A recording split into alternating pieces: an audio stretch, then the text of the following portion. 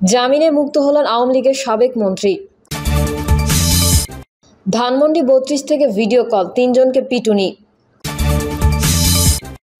নির্বাচন ফেব্রুয়ারি মাস যেন ক্রস না করে, বলছেন শামসুজ্জামান দুদু।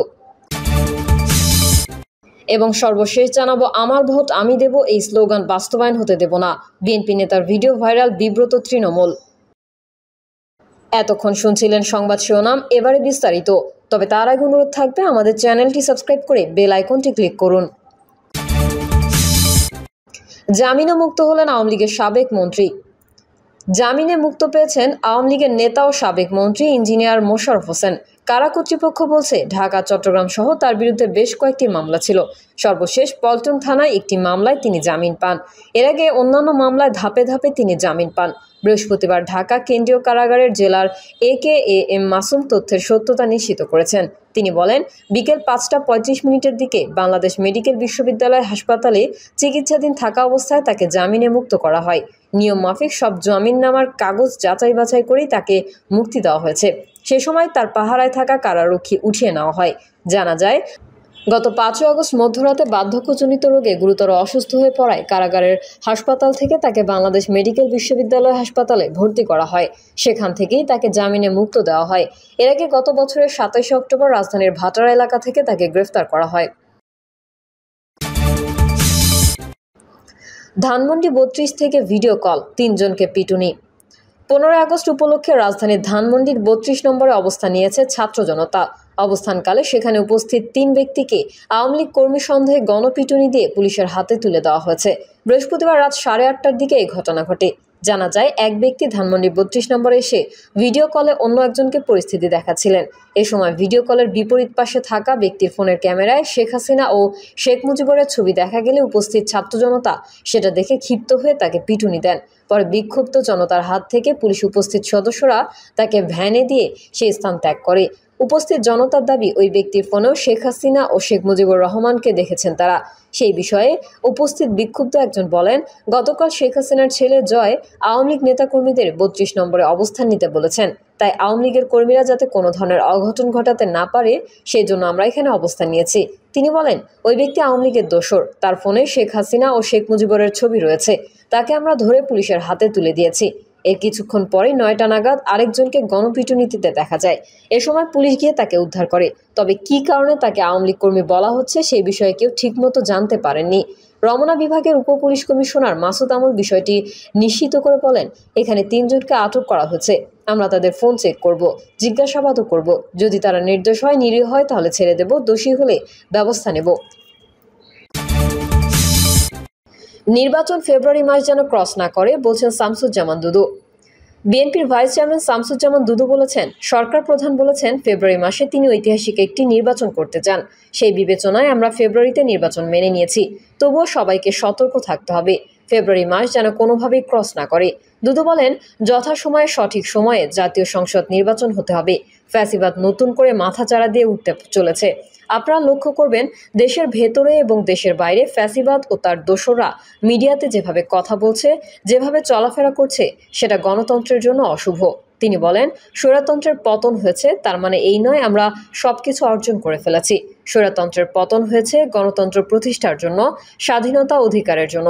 যদি সেই গণতন্ত্র প্রতিষ্ঠা করা না যায়, তাহলে অধিকারও প্রতিষ্ঠা হবে না। আর সেই গণতন্ত্র প্রতিষ্ঠা করতে হলে গ্রহণযোগ্য, সুষ্ঠু, ভালো নির্বাচন হওয়া দরকার।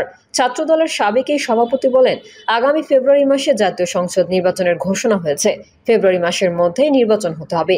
আন্তর্জাতিক পর্যবেক্ষকরা জানে, দেশের পর্যবেক্ষক, দেশের মানুষ জানে ডিসেম্বরে নির্বাচন করা সম্ভব ছিল। তারপরেও সরকার প্রধান ডক্টর মোহাম্মদ ইউনূস বলেছেন, ফেব্রুয়ারি মাসে তিনি ঐতিহাসিক একটি নির্বাচন করতে চান। সেই বিবেচনায় আমরা ফেব্রুয়ারিতে নির্বাচন মেনে নিয়েছি। তবুও সবাইকে সতর্ক থাকতে হবে, ফেব্রুয়ারি মাস যেন কোনোভাবে ক্রস না করে। সংস্কার চলমান প্রক্রিয়া, পরবর্তী সময়ে যেই সরকার আসবে সেই সরকার সংস্কার করবে জানিয়ে তিনি বলেন, শেখ হাসিনা গত 3টি নির্বাচনে দেশের মানুষকে ভোট দিতে দেয়নি। দেশের মানুষ ভোট দিতে পারেনি। সেই স্বৈরতন্ত্র কায়েম করেছিল, দেশে গণহত্যা চালিয়েছে। তার বিচার এবং দেশের সংস্কার চলমান প্রক্রিয়া। এই প্রক্রিয়ার মধ্যে দিয়ে নির্বাচন হতে হবে। দেশে নির্বাচিত সরকার প্রতিষ্ঠা করতে হবে। সেই বিবেচিত সরকার শেখ হাসিনার বিচার করবে এবং দেশ থেকে যত টাকা পাচার হয়েছে সব টাকা দেশে ফিরিয়ে আনবে। দেশের সংস্কার চালিয়ে যাবে।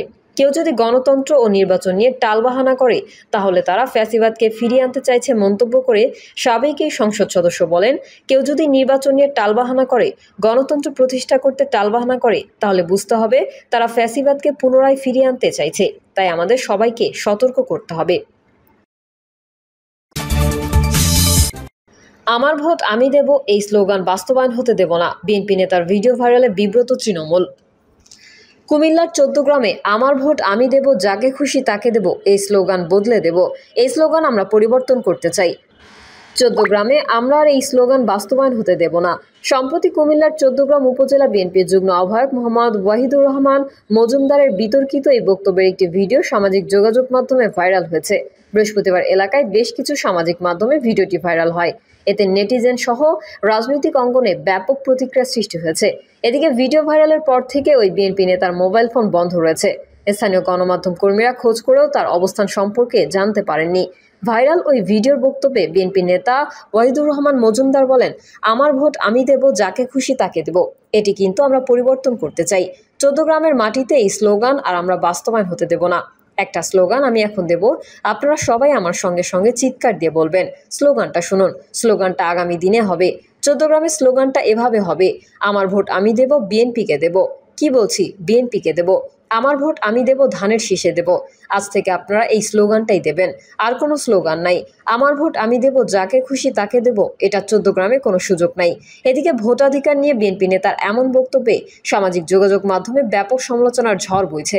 ফ্যাসিবাদ পতনের পর দেশে ভোটাধিকার বাস্তবায়নের লক্ষ্যে যখন রাজনৈতিক দলগুলো নানান সংস্কার সহ আন্দোলন চালিয়ে যাচ্ছে, ঠিক এই মুহূর্তে বিএনপি নেতার এমন বক্তব্যকে কাণ্ডজ্ঞানহীন বলেছে সচেতন মহল। এসব নেতৃত্বের জন্য বিএনপি তৃণমূল বিব্রত বলেও মন্তব্য করেছেন কেউ কেউ। এদিকে ওই বিএনপি নেতার এমন বিতর্কিত বক্তব্যে বিব্রত তৃণমূল। নাম প্রকাশে অনিচ্ছুক একাধিক স্থানীয় বিএনপি নেতা বলেন, বিএনপি সবসময় ভোটাধিকারের জন্য আন্দোলন করে আসছে, আর আমাদের দলের ওই নেতার এমন বক্তব্যে আমরা চরম বিব্রত। তিনি দলীয় আদর্শ থেকে এমন বক্তব্য দিতে পারে না। এই বক্তব্য দল সমর্থন করে না। স্থানীয় সূত্র জানায়, সম্প্রতি 14 গ্রাম উপজেলার শুভপুর ইউনিয়নের একটি ওয়ার্ড বিএনপির দ্বিবার্ষিক সম্মেলনের প্রধান অতিথির বক্তব্যে উপজেলা বিএনপির যুগ্ম আহ্বায়ক ওয়াহিদুর রহমান বক্তব্য রাখেন। এ সময় বক্তব্যের এক পর্যায়ে তিনি এমন বিতর্কিত বক্তব্য প্রদান করেন। ওই সময় বিএনপি নেতা ডক্টর মঈনুদ্দিন মিয়াজি সহ স্থানীয় নেতারা উপস্থিত ছিলেন। অভিযুক্ত বিএনপি নেতা ওয়াহিদুর রহমান মজুমদারকে দফায় দফায় ফোন করা হলেও মোবাইল বন্ধ থাকায় তার বক্তব্য পাওয়া যায়নি।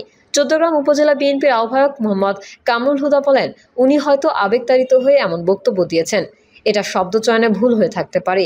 তাছাড়া তিনি মনের কষ্ট থেকেও এই বক্তব্য দিয়ে থাকতে পারেন। প্রিয় দর্শক, এই ছিল এখনকার সর্বশেষ সংবাদ। আপডেট সংবাদ পেতে চ্যানেলটি সাবস্ক্রাইব করে বেল আইকনটি ক্লিক করুন। কমেন্টে আপনার মতামত জানিয়ে আমাদের সাথেই থাকুন। ধন্যবাদ সবাইকে। আল্লাহ হাফেজ।